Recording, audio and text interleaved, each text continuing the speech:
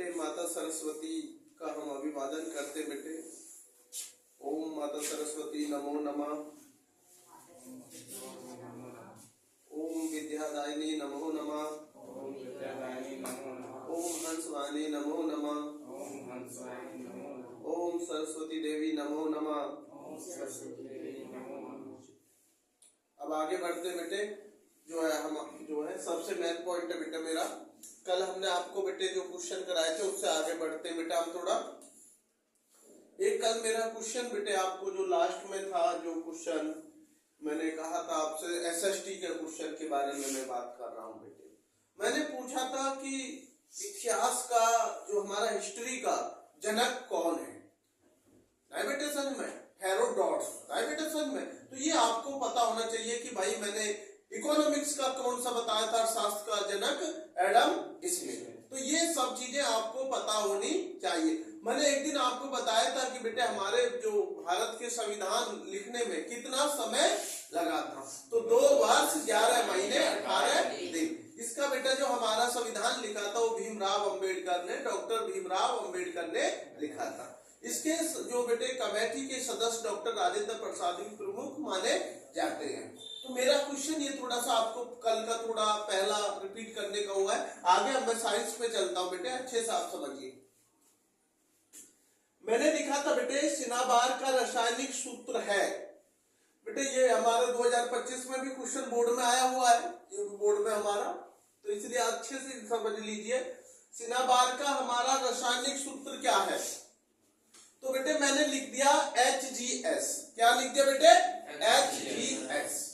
जो हमारा सिनाबार का रासायनिक सूत्र है वो क्या लिखा बेटे, HGS। मैंने इसे बताना चाह रहा हूं बेटा ये क्या है, पहले अच्छे से समझ लीजिए। नहीं बेटा समझ में, लिखने से बढ़िया होता कि पहले उसको समझो। बेटे यह चमकीला लाल रंग का खनिज होता है, यह चमकीला लाल रंग का खनिज होता है। या मैं ये कह सकता हूं जैसे ईंट होती है ना, ईंट आपने देखी होगी, जो ईंट होती है जिससे मकान वगैरह लाल नहीं होती वो ईंट, तो बेटा वो ऐसा होती है। नहीं बेटा समझ में, मतलब ये भी कह सकता हूं जैसे बेटा ईंट जैसा लाल होता है, ईंट जैसा लाल होता है।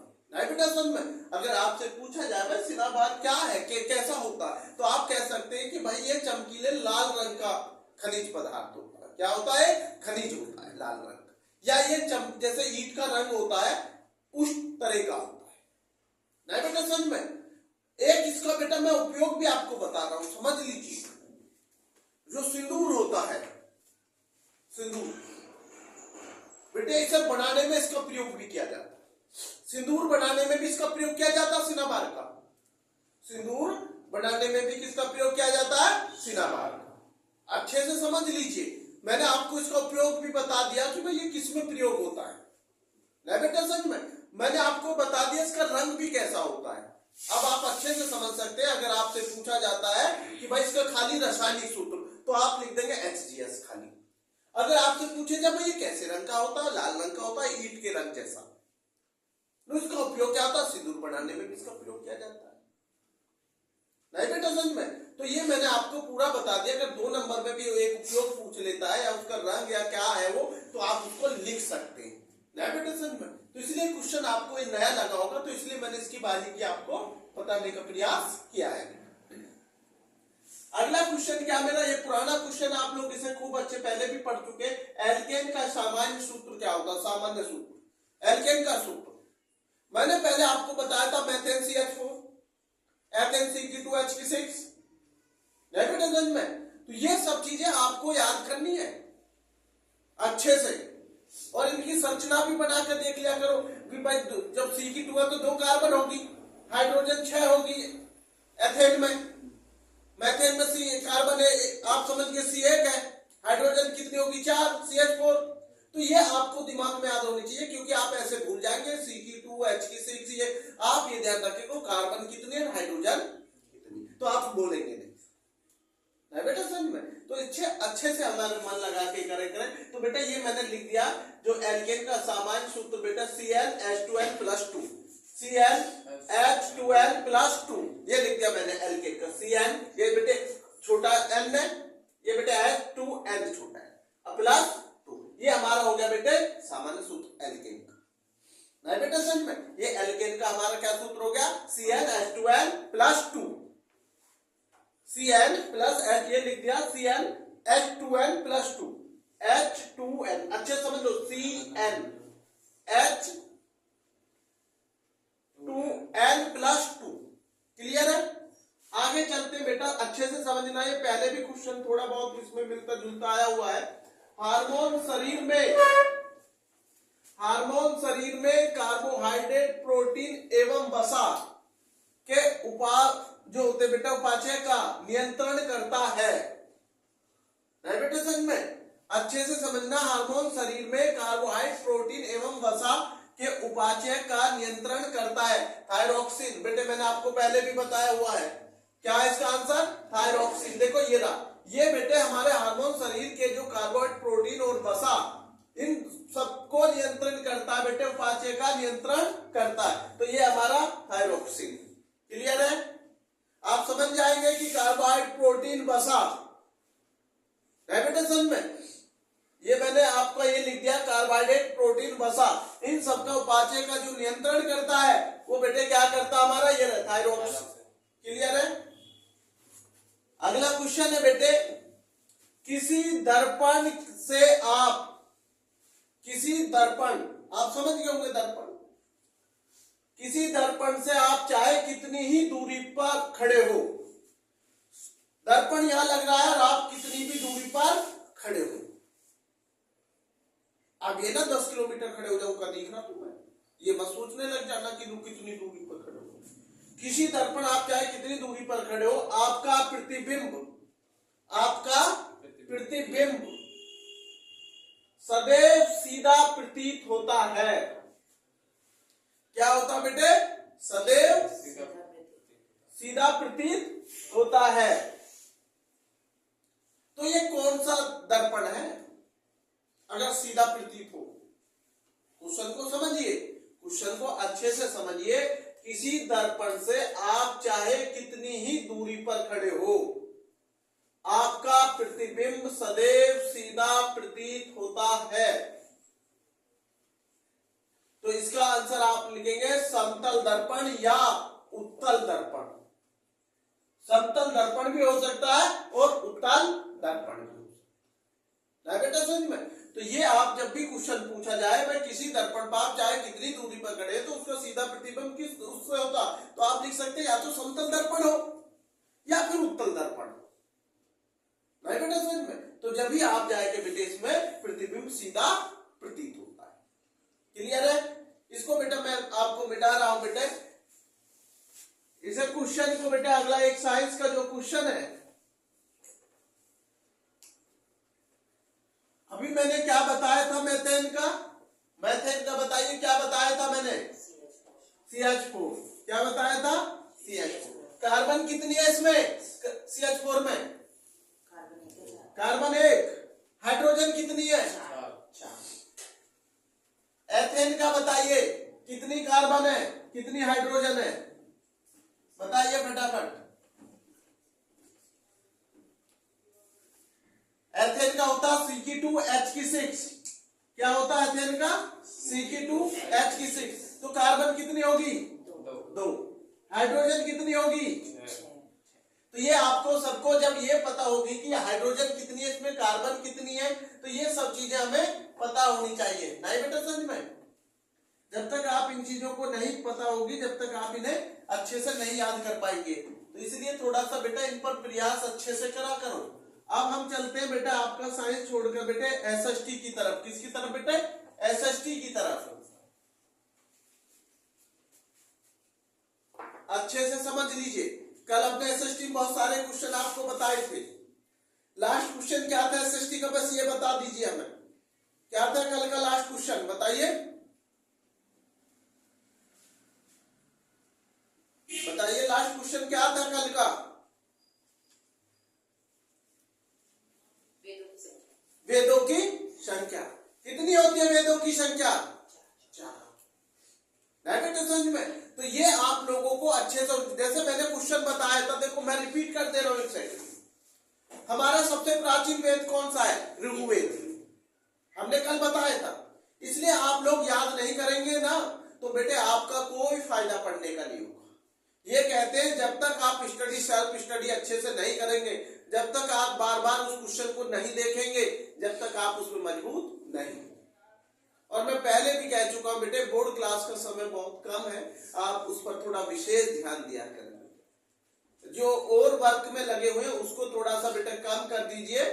मैं जानता हूं बहुत सारे बच्चे बेटे जॉब भी करते हैं, बहुत सारे बच्चे बेटा उस पर लगे होते हैं, मैं समझ सकता हूं बेटे आप स्थितियां सब चीजों को, लेकिन बेटे पढ़ाई का भी आप ध्यान रखें बेटा थोड़ा प्लीज, है ना बेटे, पढ़ाई बहुत जरूरी है। तो मेरा कहना बेटे, मैंने कल आपको बताया था सबसे प्राचीन वेद ऋग्वेद, मैंने आपको बताया था वेद कितने होते हैं, 4, वेदांगों की संख्या कितनी होती है, मैंने बताया 6, पुराणों की संख्या कितनी होती है, मैंने बताया 18, गीता में कितने अध्याय है, 18, महाभारत में कितने पर्व हैं, 18, बताए थे या नहीं बताइए। तो ये सब मैंने आपको बताए थे बेटे, तो ये आपको ऐसे याद होने चाहिए बेटे कि जैसे क्वेश्चन मुंह से निकले मेरे, आप आंसर उसका तुरंत दें। क्वेश्चन आंसर वो होता बेटे, आंसर जो मैं बोलूं और उसके तुरंत सेकंडों में आप उसका तेजी से जवाब दें। ये नहीं आप सोचने लग जाए, अगर आप सोच रहे तो बेटा आपको पक्का याद नहीं है। ऐसे में मैंने पहले कहा वेदांतों की संख्या 6 है, वेदों की संख्या 4 है, और गीता का जो अध्याय है बेटे 18 है, और महाभारत में 18 पर्व है। समझ में, तो ये सब चीजें आपको पता होनी चाहिए। पुराणों की संख्या कितनी है, 18, मैंने कल भी कहा था 18 बड़ा आ रहा है, बताया था ना कि 18 बहुत ज्यादा आ रहा है ना, तो बेटे आपको ये पता होना चाहिए, है ना। तो अब मैं आगे चलता हूं बेटे, SST पे जो है मेरा जो क्वेश्चन है बेटे वो समझिए। आप सबको पता आगरा शहर, आगरा नगर आपको सबको पता है हमारे उत्तर प्रदेश में, और आगरा शहर हमारे सभी जानते हैं आप किसके लिए फेमस है, ताजमहल के लिए, है ना बेटे। ताजमहल आगरे का सबसे प्रसिद्ध, समझ सकते हैं कि 2 अजूबों में भी नाम आता है ना। और एक सबसे बड़ी बात है आगरे के अंदर कि अगर आप किसी मिठाई और उसके बारे में प्रसिद्धि पूछेंगे तो वो पेठे की मिठाई जो है, पेठा मिठाई को ज्यादा प्रसिद्ध है वैसे। और वैसे तो आप जानते हैं ताजमहल सब जानते हैं, ये भी सब जानते हैं आप ताजमहल किसकी याद में बनाया गया, ये सबको याद है। किसकी याद में बनाया गया था, मुमताज के, हाँ ये सबको याद रहता है, कोई बात नहीं, अच्छी बात है भाई। आगे चलते बेटे, मेरा जो क्वेश्चन था वो ये है, आगरा शहर की स्थापना किसने की थी। मैं तो ये पूछने वाला था, मैं ये नहीं बोलता ताजमहल तो मुझे पता, आप सबको बहुत अच्छे से पता। मैंने कहा ये जो आगरा नगर है, आगरा शहर है, इसकी स्थापना किसने की थी, आगरा शहर की। आगरा शहर की स्थापना किसने की, देखो क्वेश्चन मैं लिख रहा हूं, आगरा शहर, आगरा शहर की स्थापना, मैं शॉर्ट में लिखा करूंगा आप समझ जाएंगे फिर। आगरा शहर की स्थापना किसने बसाया था, ये मान लो, अरे आगरा शहर की स्थापना, या ये भी आ सकता आगरा शहर किसने बसाया, जरूरी नहीं है कि क्वेश्चन सेम दे। आगरा शहर की स्थापना कब हुई, किसने की, किसने की, सिकंदर लोधी ने। सिकंदर बहुत बड़ा राजा था, कहते ना जो जीता वो सिकंदर, जो जीता वो सिकंदर। तो सिकंदर दुनिया में छाया हुआ था, इसमें कोई शक नहीं कि सिकंदर तो सिकंदर ही था, इसमें कोई शक नहीं बेटा समझ में। तो आगरा शहर की स्थापना किसने की, सिकंदर लोधी ने की। किसने की बेटे, सिकंदर लोधी ने की। या आगरा शहर किसने बचाया, सिकंदर लोधी। क्लियर, आगे चले अगला क्वेश्चन। तो ये मैं आपको समझ गया हूँ, इसका आंसर सिकंदर लोधी है ना। आगरा शहर किसने बचाया, सिकंदर लोधी। अगला क्वेश्चन मैं पूछ रहा हूं, बहुत अच्छे से समझना। संसार वर्ल्ड का सबसे बड़ा गुम्बद कहां है, अच्छे से समझना। संसार का सबसे बड़ा गुम्बद, गुम्बद जानते हो, ये देखते हैं गुम्बद, गुम्बद, संसार का सबसे बड़ा गुम्बद, संसार का सबसे बड़ा गुम्बद, नहीं बेटा समझ में, संसार का सबसे बड़ा गुम्बद कहाँ है? बताएगा कोई बच्चा? मैं बताता हूँ। संसार का सबसे बड़ा गुम्बद बीजापुर है। सबसे बड़ा गुम्बद कौन सा बेटे? बीजापुर। ये लिख दिया मैंने, बीजापुर। अब बहुत सारे बच्चों के दिमाग में चल रहा होगा कि आप बीजापुर भारत में या बाहर है। ये तो मन में आएगा ही आएगा। भैया बीजापुर भारत में ही है, कर्नाटक राज्य में। कहां पे? कर्नाटक राज्य, स्टेट ऑफ कर्नाटक में है बेटे ये बीजापुर। समझ गए? अब तो बोलने की जरूरत नहीं है कि भारत में, लेकिन ये संसार का सबसे बड़ा गुम्बद है बीजापुर। समझ गए? क्लियर है? कहां पर है ये? कर्नाटक। कहां पर है ये? कर्नाटक। अगला क्वेश्चन मेरा चलता है बेटे, अच्छे से समझना है बेटे। एक क्वेश्चन मैं पूछूंगा आपसे, मैंने पहले भी आपको बताया है, ये नहीं है कि तानसेन, क्या तानसेन, आप सभी को पता है कि तानसेन राजा अकबर के 9 रत्नों में से एक रत्न वो भी माने जाते हैं, जैसे बीरबल है, हमने बताया तानसेन भी है, बताया था ना। राजा टोडरमल भी हमने बताया था, राजा मानसिंह भी हमने बताया था आपको, राजा मानसिंह जो उसका सेनापति था पूरी सेनाओं का, बताया था या नहीं बताया था? अब मेरा क्वेश्चन क्या है? कला और संस्कृति, एक क्वेश्चन पूछ रहा हूं आपको, कला और संस्कृति किसकी रचना है? ये बताइए पहले जब चलेंगे। कला आर्ट होगी, सभी जानते हैं कला और संस्कृति, क्योंकि हमारी संस्कृति बहुत बड़ी वो मानी जाती है बेटे। कहते हैं ना कि सभ्यता और कल्चर हमारे देश का सबसे प्रसिद्ध है, इसीलिए तो भारत जाना जाता, अच्छी संस्कृति, अच्छी सभ्यता, अच्छा व्यवहार है बेटा। तो मैंने पूछी कला और संस्कृति किसकी रचना है, तो आप ध्यान रखना अच्छे से, वासुदेव शरण अग्रवाल, जो कि हमारे 12th क्लास में इसका जीवन परिचय भी है, 12वीं कक्षा में यूपी बोर्ड में, वासुदेव शरण अग्रवाल।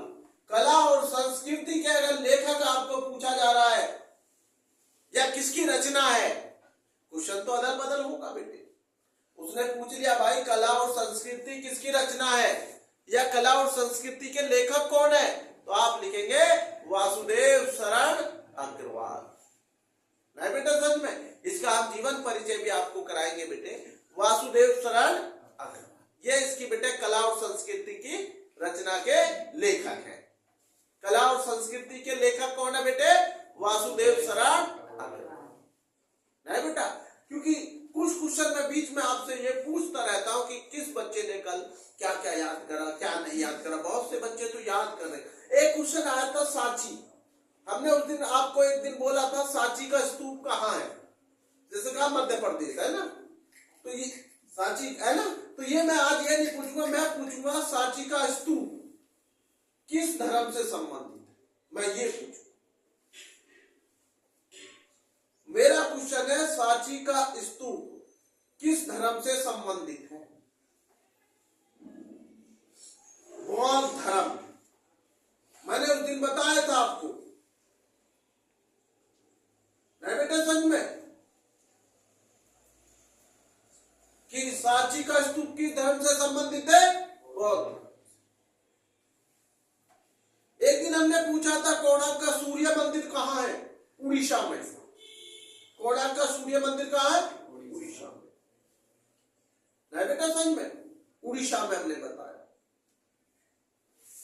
और सभी जानते हैं सांची का स्तूप भगवान बुद्ध के उससे है, और आप सभी जानते बेटे भगवान बुद्ध का हमारे नेपाल में सबसे ज्यादा स्तूप बने हुए, सबसे ज्यादा नेपाल में भगवान बुद्ध की पूजा की जाती है। नहीं बेटा सच में, तो ये हमें बेटा थोड़ा पता होना चाहिए कि ये किस धर्म से संबंधित है। सांची का स्तूप बौद्ध धर्म से। नहीं बेटा सच में, तो मैंने पहला क्वेश्चन क्या बताया था आपको? आगरा शहर सिकंदर ने, है ना, किसने स्थापना की? सिकंदर ने। दूसरा मैंने आपसे पूछा संसार का सबसे बड़ा गुम्बद बीजापुर, जो कि कर्नाटक राज्य। उसके बाद मैंने पूछा कला और संस्कृति के लेखक क्या किसकी रचना है? वासुदेव शरण अग्रवाल। अब पूछा सांची का स्तूप किस धर्म से संबंधित संबंधित है? बहुत। नहीं बेटा कल हमने पूछा था कि जैन धर्म के अंतिम तीर्थकर कौन है? हमने पूछा था ना कि जैन धर्म के अंतिम तीर्थकर कौन है? तो उसके महावीर स्वामी। तो ये सब चीजें पिछला भी आपको याद होना चाहिए। ये नहीं कि आज मैंने बताया वो याद कर लिया, कल का भूल गए। ये काम नहीं करना। आज का याद हो गया, कल का भूल गए, तो भैया पढ़ाई का क्या फायदा हो? फिर आज के कल भूल जाओगे, कल का याद हो जाएगा। नहीं, पढ़ाई वो करिए जो आप भूले। चाहे क्वेश्चन कम करिए, लेकिन मन और श्रद्धा के भाव से, तो आप कभी क्वेश्चन को जल्दी से नहीं भूलेंगे। अब मेरा अगला क्वेश्चन है बेटे, एलोरा की गुफा। हमने बताया था आपको एलोरा गुफा महाराष्ट्र में, हमने बताया था बेटे अजंता एलोरा की गुफा कहाँ है? महाराष्ट्र में। एक दिन हमने बोला पहले, लेकिन मेरा आज क्वेश्चन ये नहीं है। मैं ये पूछना चाहता हूं एलोरा की गुफा की कुल संख्या कितनी है? मेरा क्वेश्चन ये है एलोरा की गुफा की कुल संख्या कितनी है। ये नहीं पूछ रहा अजंता एलोरा की गुफा कहां स्थित है, वो तुम्हें पता, महाराष्ट्र में हम बता चुके हैं ना। मेरा क्वेश्चन है एलोरा की गुफाओं की कुल संख्या कितनी है? तो 34 होती है भाई। कितनी होती है? 34। याद होना चाहिए आपको। एलोरा की गुफा कितनी है? 34। बेटे लेट मत हुआ करो यार, जल्दी चला करो। मैं मानता हूँ सुबह में इतनी जल्दी, पर फिर भी बेटा कोशिश करा करो। तो एलोरा की गुफा बेटे कितनी है? 34। क्लियर है? 34। आगे चलते बेटे। अभी मैंने थोड़ा पहले बताया था सांची का स्तूप किस धर्म से संबंधित है? आवाज नहीं आई मुझे। एक क्वेश्चन मैंने आपसे पूछा था, आगरा शहर किसने बसाया, किसने स्थापना की? संसार का सबसे बड़ा गुम्बद कहां? बीजा। कौन से राज्य में है? कला और संस्कृति के लेखक कौन है? वासुदेव शरण। याद हो गया होगा, वासुदेव शरण। अगला क्वेश्चन अभी मैंने पूछा था, अभी एलोरा की गुफाओं की संख्या कितनी है? 30। एक क्वेश्चन आपने अच्छे से समझा और देखा भी होगा, सारनाथ, अच्छे से समझ लेना, सारनाथ स्तंभ का चक्र, सबको पता है चक्र सारनाथ, IAS IPS के भी वर्दी उस पर होता है, अच्छे से समझ लीजिए, देश का बहुत बड़ी बात। सारनाथ स्तंभ का चक्र प्रतीत होता है किसका? प्रगति का। आंसर क्या है इसका? प्रगति का। अगर आपसे पूछ ले सारनाथ स्तंभ का जो चक्र होता है वो किसका प्रतीक होता है, तो प्रगति का। बेटे समझ में, किसका होता है? प्रगति। सारनाथ स्तंभ चक्र किसका प्रतीत होता है? प्रगति का। लिख देंगे आगे। तानसेन मैंने पहले भी बताया, आज फिर एक क्वेश्चन आ गया, तानसेन कौन था? क्वेश्चन इतना था ये, तानसेन कौन था? तानसेन क्वेश्चन में लिख देंगे संगीतज्ञ। भाई संगीत ही तो था तानसेन, गायक, संगीतज्ञ या गायक, ये तो आपको पता ही है तानसेन। अब ये तानसेन का ये भी पता आपको किसका नवरत्नों में से माना जाता था? राजा अकबर की। ये आपको सबको क्लियर पता है तानसेन के बारे में। मेरा है क्वेश्चन, अब मैं थोड़ा आता हूं बेटे। एक क्वेश्चन कभी कभी मैथ के टाइप में क्वेश्चन पूछ लिया जाता है विकल्प में, गणित कौमुदी के लेखक कौन है? गणित कौमुदी अच्छे से समझना, गणित कौमुदी के रचयिता या लेखक बात एक ही है। बताएगा कोई बच्चा कि गणित कौमुदी के रचयिता कौन? नारायण पंडित। अच्छे से याद रखना, नारायण पंडित। आपसे पूछा जाए गणित कौमुदी के रचयिता कौन थे, तो आप लिखेंगे नारायण पंडित। आए बेटा समझ में, कौन थे? नारायण। ये आपको पता ही है कि गणित के पिता कौन है, ये हम पहले लिखवा चुके, जनक। एक क्वेश्चन है बेटे, भारतीय चिकित्सा, सबको पता भारतीय मेडिसिन इंडिया, जो चिकित्सा होता है, जो इलाज डॉक्टरों का जो पूरा चिकित्सा, अच्छे से समझना, भारतीय चिकित्सा विज्ञान के जनक कौन? मेरा क्वेश्चन अच्छे से समझ लिए, मैंने लिखा जैसे भारतीय चिकित्सा, ठीक है, भारतीय चिकित्सा विज्ञान के जनक या फादर या पिता कौन थे, बस इतना क्वेश्चन।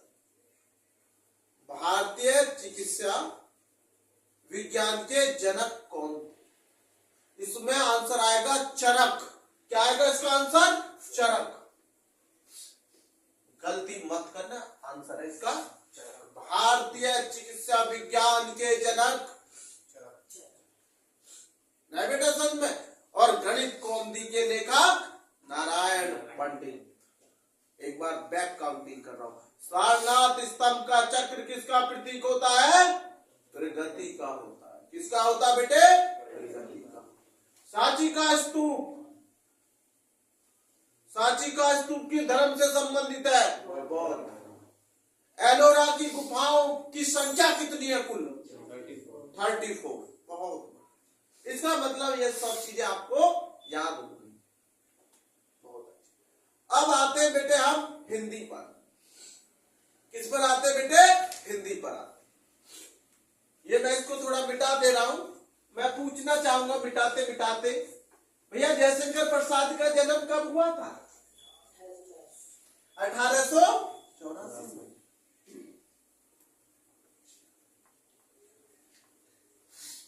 डॉक्टर राजेंद्र प्रसाद का कब हुआ था फिर? बताइए।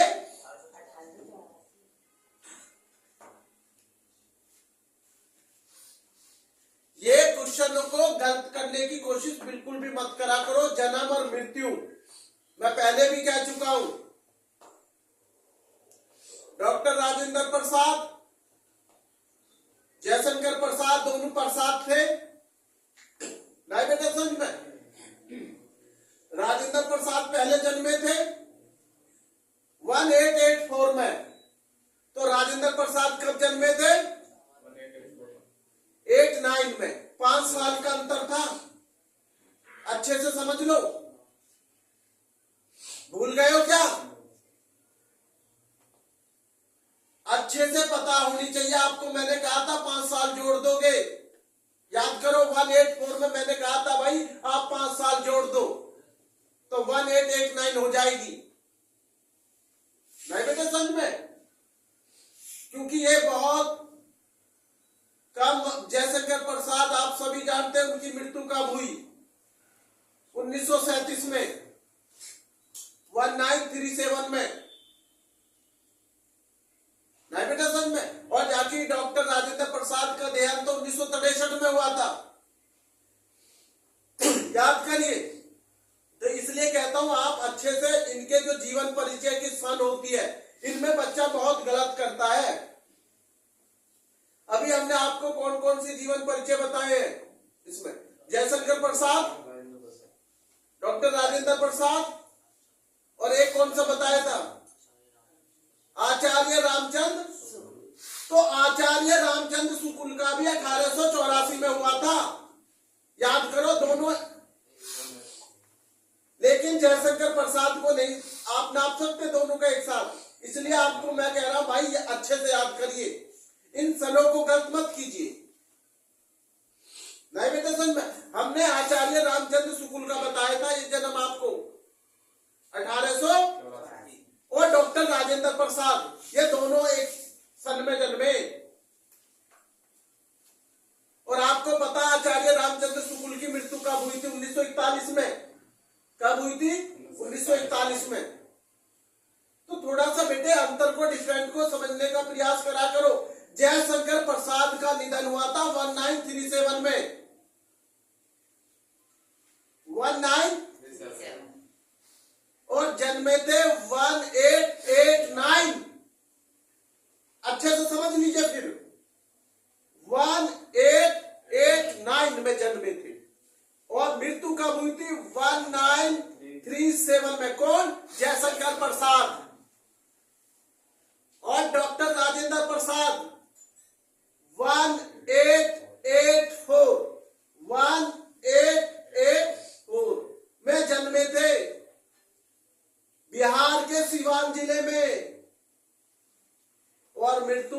1963 में हुई थी, 1963 में। कौन? डॉक्टर राजेंद्र प्रसाद। और जयशंकर प्रसाद 1889 में जन्मे और मृत्यु हुई 1937। जन्मे कहां थे? उत्तर प्रदेश के वाराणसी, जो पहले काशी हुआ करता था। नहीं बेटे समझ में? और आचार्य रामचंद्र शुक्ल 1884। जन्मे कहां थे? उत्तर प्रदेश के बस्ती जिले के अगौना गांव में। बताया था ना, बस्ती जिले के। और इनकी मृत्यु 1941 में हुई थी। तो ये आपको, मैं आज के बाद ये कंफ्यूजन ना सुनूं किसी भी बच्चे का, नहीं बेटे समझ में? ये गलती आप नहीं करें। आगे चलते बेटा, ये तो हमारा हो गया। एक क्वेश्चन आता पेपर में शोक, जैसे एक होता हास्य रस, अच्छे से समझना। जैसे एक होता हास्य रस का स्थायी भाव, हास्य हो गया बेटा समझ में। एक मैंने बताया था शोक किस रूप का स्थायी भाव है, रस का। जो शोक किस रस का स्थायी भाव है? शोक अच्छे से समझिए भाई। एक तो मैं हास्य बता चुका हूं, हास्य रस का स्थायी भाव हास्य। मैंने कहा शोक, ये लिख दिया मैंने। कहते ना शोक सभा हो गई, शोक ये लिख दिया। शोक किस रस का स्थायी भाव है? किस रस? हास्य रस का है या वीर रस का है या श्रृंगार रस का है या करुण रस का है? अरे एक का ही तो होगा। तो मैंने पूछ रहा हूं शोक जो है वो शोक किस रस का स्थायी भाव है? ये वर्ड, ये किस रस का आता है? शोक किस रस का स्थायी भाव है? ये लिख दिया, किस रस का स्थायी भाव है, ये लिख दिया मैंने, स्थायी भाव। अच्छे से समझ लिए, कोई जल्दबाजी नहीं है। स्थायी भाव मैंने पूछा, शोक किस, अच्छे से, किस रस का स्थायी भाव है? बेटे ये है करुण रस का। किसका बेटा? ये करुण रस का। कहते हैं ना, जब कोई अपना प्रिय वस्तु या अपना कोई प्रिय व्यक्ति जब हमसे बिछड़ जाता है, नहीं बेटा समझ। तो ये क्वेश्चन मेरा विकल्प में ये था, शोक किस रस का स्थायी भाव है? तो बेटे ये है, आप समझ गए होंगे, करुण रस। तो ये आंसर लिखेंगे आप, करुण रस। ये लिख दिया मैंने, करुण रस। शोक किस रस का स्थायी भाव है? करुण रस। हास्य रस का स्थायी भाव हास्य। ये आप समझना है। आपको हर क्वेश्चन का मायने को अच्छे से अपने दिमाग में समझ, भूलना नहीं है, रटना नहीं है, सीखना है भाई, सीखना है। और जितना सीखोगे उतना आगे ज्ञान बढ़ता चला जाएगा, नहीं बेटा समझ में। और जो बच्चे अभी बेटा पढ़ाई पर कम ध्यान दे रहे हैं, उन सब बच्चों से मेरे हाथ जोड़कर विनती है, बेटे अब पढ़ाई पर ध्यान जरूर दें।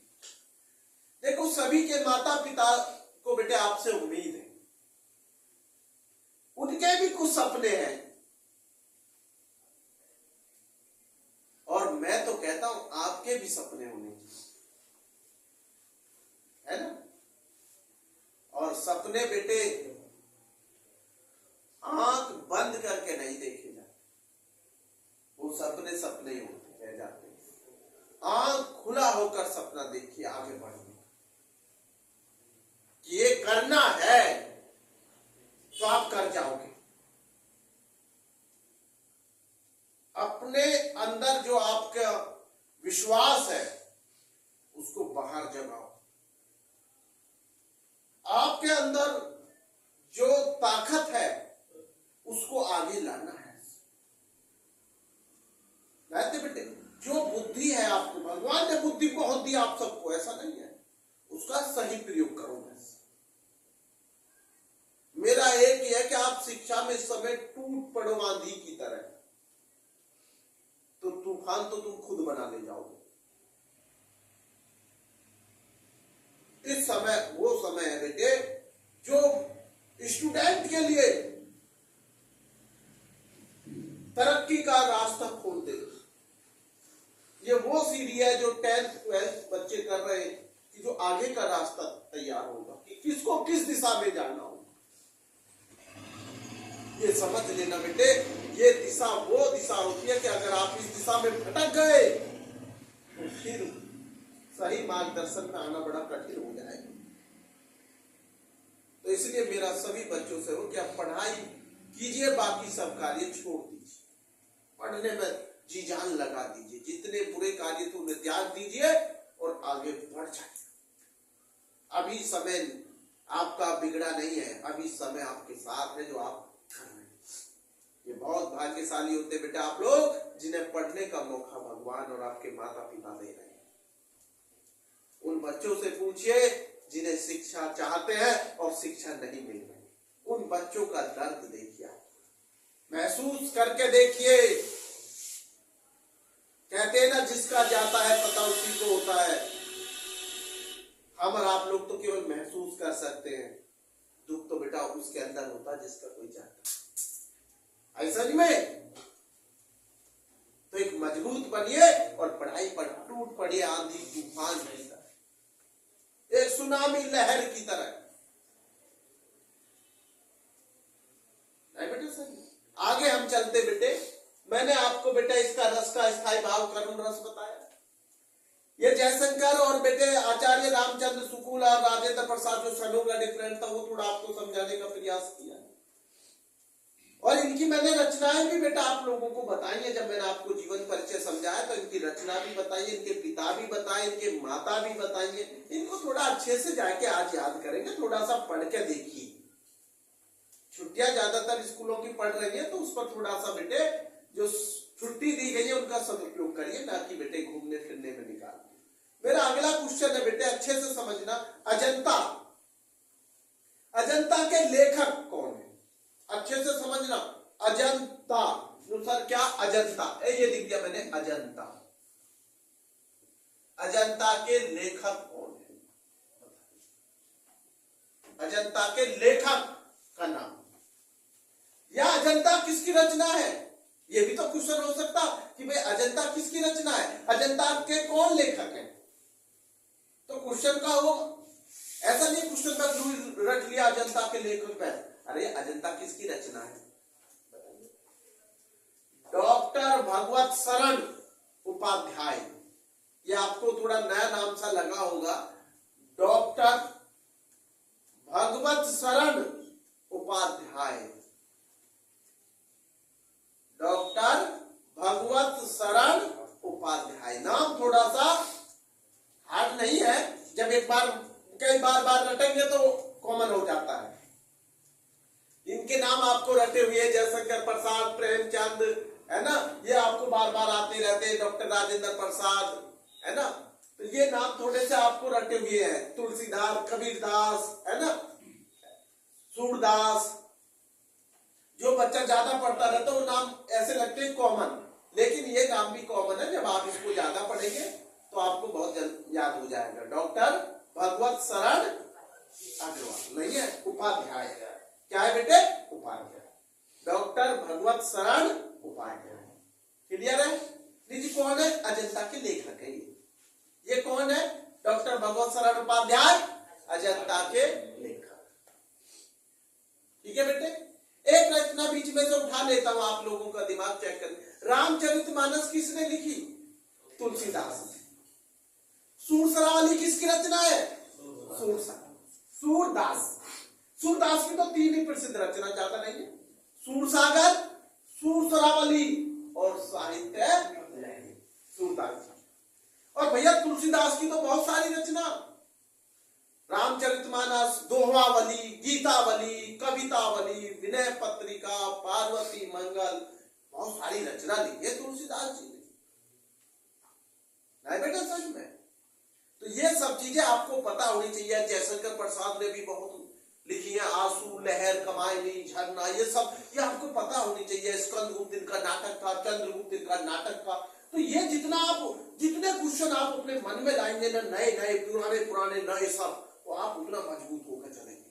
क्वेश्चन पे क्वेश्चन सोचते चला करो। अरे जब आप यहाँ से निकलते हो, चलो जो बच्चा बाइक गाड़ी वो अलग चीज है, वो जो बच्चा पैदल जा रहा है अपने मन में एक रिमाइंड करके चला करो कि आज गुरुजी ने हमें क्या पढ़ाया, कितने क्वेश्चन कराए लगभग। जिस बच्चे ने ये मन में रिपीट कर लिया कि आज 20 क्वेश्चन करके आया हो या 30 क्वेश्चन है, वो बच्चा मान नहीं खा सकता। चलते चलते ये देखा करें कि आज क्या क्वेश्चन पढ़ के आया मैं, मेरे कितने याद हुए उन क्वेश्चन में से गुरुजी ने जितने बताए, मुझे कितने याद है, मेरा कॉन्सेप्ट कितने पर क्लियर है, और कौन सा क्वेश्चन मेरे को क्लियर नहीं हुआ उन्हें मैं कल पूछूंगा। तो आप मान नहीं खा सकते। अगर आपने ध्यान से जाने के बाद तुरंत बुक्स रख दी, किताब अपनी टेबल पर रख दी और आप घूमने निकल गए, और कल जब सुबह आए मॉर्निंग में 4 बजे उठे और उठते नहीं गुरुजी हम तो जब आए किताब ले आए, तो भैया आपने तो कुछ पढ़ाई नहीं, आपको क्या पूछेंगे मेरे से फिर? जब आपने पढ़ाई नहीं तो क्वेश्चन नहीं कर पाएंगे। क्वेश्चन बच्चा वो करता है जो सेल्फ स्टडी करके आता है कि गुरुजी मुझे ये याद नहीं हुआ, या इसका मायने क्या थे, या ये गलत हो सकता है, क्या ये सही है। जब तक आप स्टडी नहीं करेंगे, जब तक आप गहरा अध्ययन नहीं करेंगे, जब तक आप कोई क्वेश्चन नहीं कर पाएंगे। आप केवल बुक लाएंगे और मैं समझाता रहूंगा और आप उतारने लग जाएंगे, उसका फायदा नहीं है। इस समय फायदा है 1 मंथ ओनली एग्जाम का रह गया है लगभग, और आपको 1 मंथ में क्वेश्चन पे क्वेश्चन करते चले जाओ। वो वाला नहीं, वो उसको वो कर लेना, तारीख पे तारीख अदालत वाली नहीं, क्वेश्चन पे क्वेश्चन झड़ी लगा दीजिए, मार नहीं खा सकते किसी भी कंपटीशन में। मक्का लिख कर दे रहा हूं,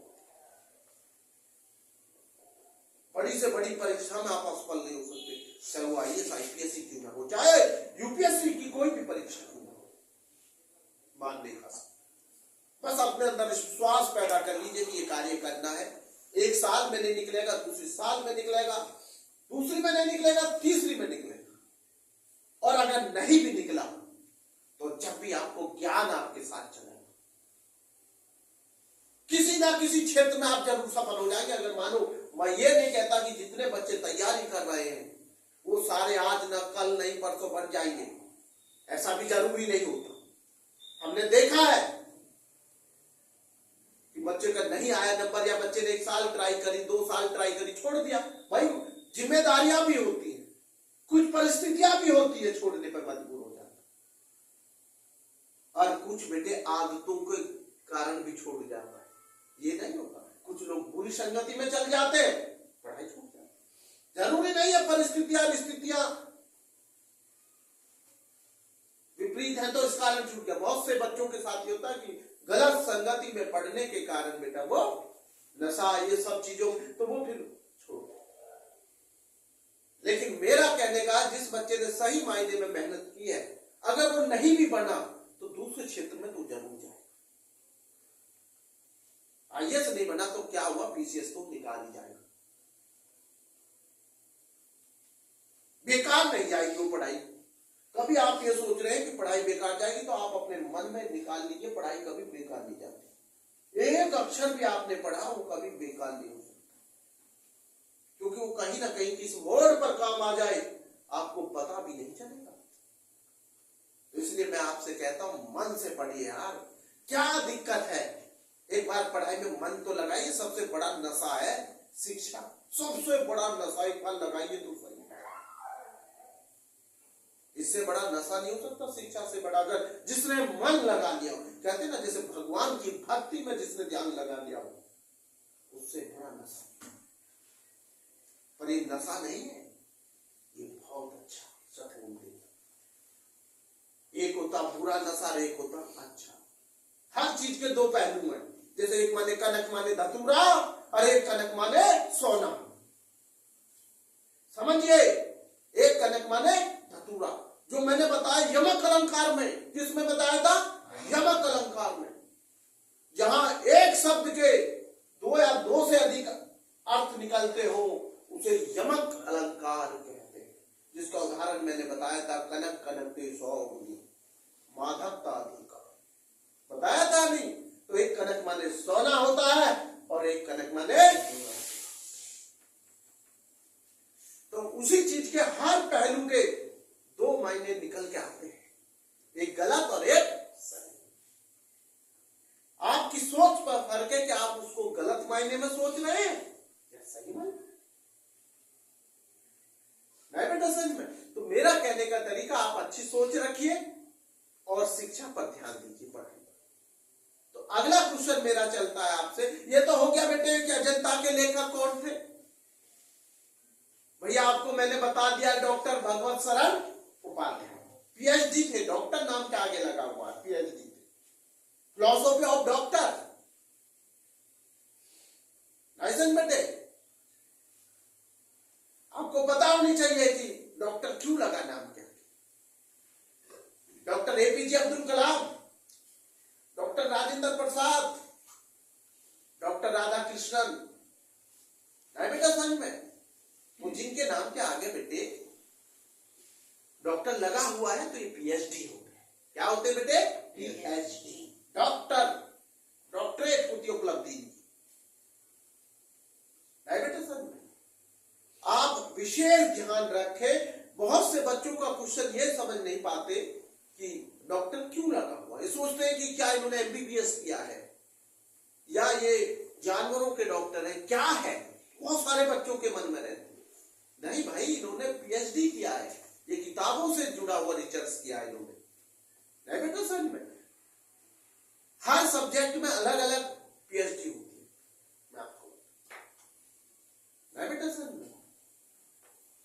तो ये सब चीजें आप विशेष ध्यान दें। मैं पहले भी कह चुका हूं, दुनिया की सबसे बड़ी डिग्रियों में आती है बेटी पीएचडी, डॉक्टर। एक क्वेश्चन मैंने जरूर देखा है, मां बाप नाम देते हैं, जैसा आपको किसी का नाम दे दिया, लेकिन आप पहले उसमें केवल यही वर्ड जोड़ सकते हैं, नहीं तो बाकी सारे वर्ड पीछे लगेंगे। आप देख लें, ये आप दिमाग में रख लो, केवल डॉक्टर वर्ड पहला लगा सकते हो, और नहीं तो आप एडवोकेट, ऐसे कोई लिखोगे advocate Anil Kumar, Anil Kumar advocate, Anil Kumar engineer, कुछ भी। क्या आपने कभी ये देखा अनिल कुमार डॉक्टर? बताइए कहां देखा आपने? देखा नहीं। ये वर्ड ऐसा है, जब तो कहता हूं ये डिग्री के मायने ही अलग, बस फर्क इतना कि सही तरीके से की गई है। नहीं बेटे समझ। और ये करना बेटे कठिन नहीं है, हमने खुद की है, हमें पता है कि मेहनत जरूरत पड़ती है, लेकिन ये नहीं है कि कर नहीं सकते, कर सकते मेहनत, आप सब कर सकते हैं। कितने बच्चे हमारे अंदर में कर रहे हैं। तो ये सब चीजें क्या है, ये बेटे आपको ज्ञान बढ़ाए। और जिन बच्चों ने पीजी कर लिया, नेट निकाल लिया, वो बच्चे अंडर में कर रहे हैं। अच्छा लगता है मुझे जब बच्चे वो देखता हूं, अच्छा वो है। एक अच्छा वो भी होता है कि भाई ये हमारे अंडर में बच्चा पीएचडी कर रहा, कहता बड़ा अच्छा लगता है बेटे। तो मैं आपको कह रहा हूं, आप किसी से कम नहीं है, उन बच्चों से आप कम नहीं है। वो भी आते हैं यहाँ, तुम भी आते हो यहाँ। चाहे छोटी क्लास का बच्चा होता मेरे लिए तो वो भी उतना ही अहमियत रखता है। मैं कभी छोटे बच्चा हो या बड़ा बच्चा हो या उससे बड़ा हो, मैं कभी भी अंतर नहीं करता। मेरा हमेशा व्यवहार एक जैसा होता है सब बच्चों के लिए। नहीं बेटे समझ में। तो इसलिए आपको क्या करना बेटे, मन लगा के। अगला क्वेश्चन मेरा चल रहा बेटे, राजेंद्र प्रसाद सही आएगा। राजेंद्र प्रसाद को एक सबसे सर्वोच्च भारत रत्न मिला था। बेटा अच्छे से समझ ले, हमारा भारत रत्न बहुत कम लोगों को मिलता है। ये वो सम्मान है बेटे जो खुशकिस्मत लोगों को मिलता है, जिसने मेहनत उस क्षेत्र में की। तो भारत रत्न से सम्मानित है डॉक्टर राजेंद्र प्रसाद। आप ध्यान रखना, अगर पूछ लिया जाए डॉक्टर राजेंद्र प्रसाद को सर्व सम्मानित पद क्या वो मिला था बेटे, तो भारत रत्न मिला। क्या मिला था? भारत सर्व सम्मान जो मिला था। जैसे आप जानते हैं, जो लड़ाई क्षेत्र में जब परमवीर चक्र किसी को देखते नहीं, शौर्य चक्र से सम्मान, भारत रत्न से सम्मानित है हमारे डॉक्टर राजेंद्र प्रसाद, जो हमारे देश के राष्ट्रपति भी रहे और बेटे लेखक तो दुनिया में नाम ही। तो इन्हें कौन सा वो मिला था बेटे? भारत रत्न। ये ध्यान रखना, ऑप्शन में उन्होंने कई रत्न दे दिए, भारत रत्न, पद्मश्री, नहीं समझ में, परमवीर चक्र, सॉरी। तो आप किस पे टिक करेंगे? भारत रत्न, नहीं बेटा समझ में। तो ये आपको पता होना चाहिए कि भाई भारत रत्न मिला हुआ डॉक्टर राजेंद्र। एक क्वेश्चन बताएंगे, पीछे जो बच्चा बैठे हुआ है सूरज, हमने एक दिन एक मुहावरा पूछा था, हिंदी का बड़ा आसान सा मुहावरा था, आधा तीतर आधा बटेर।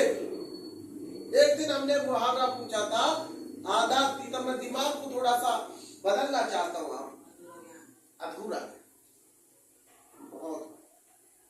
तो मेरा इसका मतलब पूछने का यह है कि आपको अधूरा ज्ञान नहीं लेना है, ज्ञान को पूर्ण रूप से सीखने का प्रयास करना चाहिए। इसलिए मैंने ये मुहावरा पूछा, जबकि ये मुहावरे का मेरा अर्थ यही है कि बेटे आपको कभी भी अधूरा ज्ञान नहीं लेना, उसके बारे में पूर्ण ज्ञान लेकर चले। कोई भी सब्जेक्ट पढ़ रहे हो तो थोड़ा सा अच्छे से अध्ययन करना। तो इस बच्चे ने बिल्कुल सही बताया, आधा तीतर आधा बटेर का वो है अधूरा। अब बेटे मैं आता हूं बेटे मैथ पर। एक क्वेश्चन और हिंदी में मैं पूछ लेता हूं, कल पेपर में था, जो प्री बोर्ड चल रहे हैं, दोवा छंद का उल्टा या विपरीत बोल दूं, दोवा छंद का उल्टा या विपरीत कौन सा छंद होता है? तो बहुत सारे बच्चे गलत कर आए, इतना समझाने के बावजूद भी बहुत सारे बच्चे गलत कर आए। बेटे सॉल्टा छंद होता है। गुरु जी हमारे समझ में ये आपने बता दिया था, लेकिन पता क्यों, एक बार सुन लीजिए। दोवा छंद में 4 चरण होते हैं, पहले और तीसरे चरण में 13-13 मात्रा होती है, और दूसरे चौथे में 11-11 मात्रा होती है। वहां क्या है सॉल्टा में, समझिए, पहले और तीसरे में 11-11 है और दूसरे चौथे में 13-13 मात्रा। तो विपरीत हो गया ना, जहां वहां 13-13 वहां 11-11 है, जहां वहां 11-11 वहां 13-13। तो विपरीत हुआ या नहीं हुआ? आप समझिए, वो विपरीत हुआ या नहीं?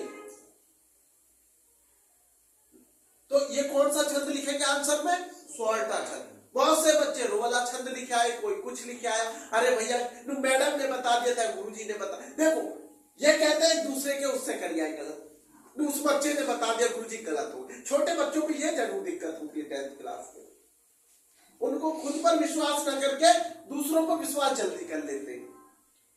और मैं कहता हूं भाई आप स्वयं अपनी स्टडी पर ध्यान दीजिए, दूसरे बच्चे के कहने से गलत मत कीजिए। और जाके उन बच्चों को पता है दोवा छंद का उल्टा सॉल्टा बताया गया आपको, और फिर भी वो दूसरे बच्चे के कहने से कर जाए, तो गलत बात नहीं है। तो मैं इसलिए कह रहा हूं जो बोर्ड चलो, ये तो प्री बोर्ड है, गलती हो गई चलो भाई माफ कर दिया जाएगा, लेकिन बोर्ड में तो मार्क्स कटेंगे, परसेंटेज घटेगी।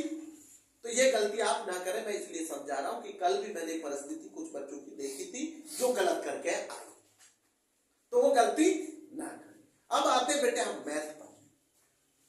कल मैथ का हमने आपको समझाया था स्टेप डिवीजन मेथड, बताया था मीन का स्टेप डिवीजन मेथड। उसको क्या बोलते थे? पद विचलन विधि। हिंदी में क्या बोलते थे? पद विचलन विधि। कोई बात नहीं, एक बच्चे का कल था कि गुरुजी पेपर है मैथ का, एक बार मोड जरूर बता दे कल वीडियो में। मैंने कहा ठीक है भाई, मोड आपको बता देते, जिसे बाउंडर मोड से क्या बोलते, अच्छे से समझना है। क्या समझना है? अच्छे से। हम यहां लिख रहे हैं आपको बाउंडर, क्या लिख रहे हैं? बाउंडर। बेटे मुझे बता देना जब वीडियो ये बाउंडर, जिसको बोलते मोड। क्या बोलते बेटे? मोड। कितने उसकी होगी बेटा ये? मोड। मैं कोशिश करूंगा बेटे इसे कराने का पूरा क्वेश्चन। क्लास इंटरवल ले लिया, क्या ले लिया? Class interval. 0 से 10, 10 से 20, 20 से 30, 30 से 40 और 40 से, ये मैंने लिख दिया दिया भैया क्लास इंटरवल। कल भी मैं बता चुका हूं इसको हिंदी में क्या बोलते हैं, वर्ग अंतराल। एफ फ्रीक्वेंसी 3, 5, 10, 2, 1, ये मैंने फ्रीक्वेंसी ले ली बारंबारता। इसको मुझे क्या निकालना, मोड। फाइंड क्या करना, मोड, जिसको हिंदी में क्या बोलते हैं, बहुलक। क्लियर है? तो मैं इसको कैसे करूंगा, आप फ्रीक्वेंसी देखिए, सबसे बड़ी कौन सी है एफ में, 10। ये मेरा F1 हो गया, क्या हो गया, F1। जो सबसे बड़ी संख्या उसको क्या बोलेंगे, F1। F1 से पहले F0 और F1 के बाद F2। सबसे बड़ी संख्या F1, और ये बेटे F1 के इधर की L1 और L2 हो जाएगी, L1 और L2। ये ध्यान रखना है, जो F1 माना जाता है उसकी छोटी संख्या L1 और बड़ी संख्या L2। क्लियर है? अब इनका मुझे फॉर्मूला लिखना है मोड का। तो कैसे लिखेंगे, ये लिख दिया मैंने, L1 plus F1 minus F0 upon 2F1 minus F0 minus F2, और बीच में बेटे इंटू आई। नाइन्थ समझ में, L1 ये वाली होगी L1, तो क्या लिखेंगे L1 की जगह 20 लिखूंगा, ये लिख दिया, प्लस का चिन्ह लगा दूंगा। F1 कितनी है, यहां देखिए 10, ये लिख दी मैंने 10, देख। F0 कितनी है, 5, ऐसे करते चला करो। 2 फॉर्मूला में है, जब कोई चिन्ह नहीं होता मल्टीप्लाई लगती है। F1 कितना है, 10, माइनस का चिन्ह लगाइए, सब्ट्रैक्ट वाला। F0 कितनी है, 5, चिन्ह लगाइए। F2 कितना है, 2, और यहां सब समझ गए आई कितनी होती है, इन दोनों का डिफरेंट होता है L2 में से L1। पहले भी बता चुका हूं भाई कई बार, L2 में से L1 घटा देंगे तो क्या निकल जाएगा, आई निकल जाएगी। क्या निकल जाएगी बेटे, आई, जो इसकी आई 10, क्या है बेटा, 10। ये हो गया बेटा 10। इसमें से L2 में से L1 घटा दो बेटे, आई निकल आई। अब तो इसको सॉल्व करना, केवल क्या करना बेटे, सॉल्व। वो देखो अब हम कर देते 20 प्लस, अच्छे से समझेंगे। 10 में से 5 गए 5, और मैं यहां कर दे रहा हूं मल्टीप्लाई। यार इतना तो हमें मैथ में सीखना है, तो मैं 50 लिख दूं 50, ये लिख दिया मैंने, क्योंकि 10 में से 5 गया 5, और 5 की मल्टीप्लाई 10 में करी तो वही 50। क्लियर है?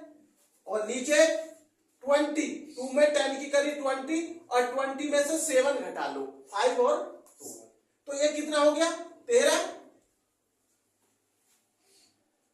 आया समझ में, नहीं आया भाई, ये 20 हो गया, 20 में से 5 घटा लो, 15, 15 में 2 गए 13, 13।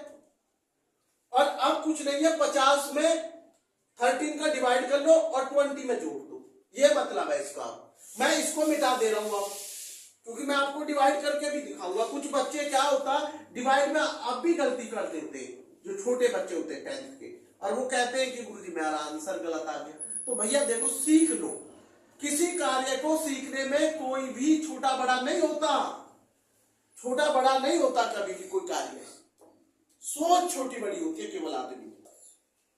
तो बेटे ये मैं कह रहा हूं 50 में मैं देखो 13 का डिवाइड कर रहा हूं, तो ये आप समझ गए 3 बार गया, क्योंकि 4 बार जा नहीं सकता, 52 हो जाएगा। तो ये मेरा कितना बचा, 11। समझ रहे, पॉइंट लगा लू, 0 बढ़ा लू, अब अपने आप देख लीजिए कितनी बार जाएगा, बता दिया। 8 बार जाएगा, 9 बार तो जा नहीं सकता, 117 हो जाएगा, तो कितनी बार जाएगा, 8 बार, 104 हो जाएगा। तो भैया मैं यहां ही लिख दे रहा हूं भाई 3.8, बस ज्यादा मैं नहीं काटना चाहूंगा, 3.8।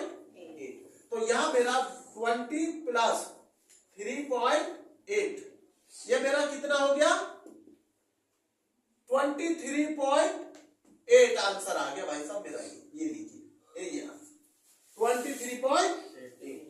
कोई किसी को कमी रहेगी फिर समझा देंगे बेटे। आज के लिए धन्यवाद।